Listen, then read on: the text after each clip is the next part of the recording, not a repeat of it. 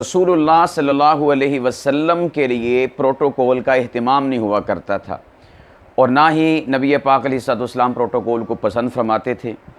इस हवाले से ये किताब है अल-मुस्तदरक अलस सहीहैन, हदीस पाक की मशहूर और एक आम जो है उलमा की जो दस्तरस में किताब होती है, ये वो किताब है जिसे मुस्तदरक हाकिम कहा जाता है।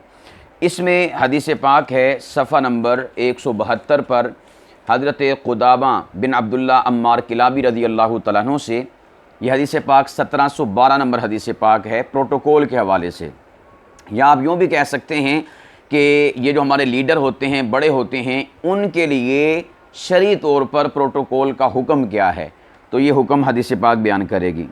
सहाबी रसूल फरमाते हैं रअयतु रसूलल्लाह सल्लल्लाहु अलैहि वसल्लम, मैंने ख़ुद रसूलुल्लाह सल्लल्लाहु अलैहि वसल्लम को देखा, यरमिल जमराता कि आका अलैहिस्सलाम शैतान को कैंकरियाँ मार रहे थे, यौमन नहरी कुर्बानी वाले दिन, अला नाक़तिन सहबा, हुज़ूर अलैहिस्सलातु वस्सलाम अपनी सहबा नामी ऊँटनी पर जलवा अफरोज़ थे।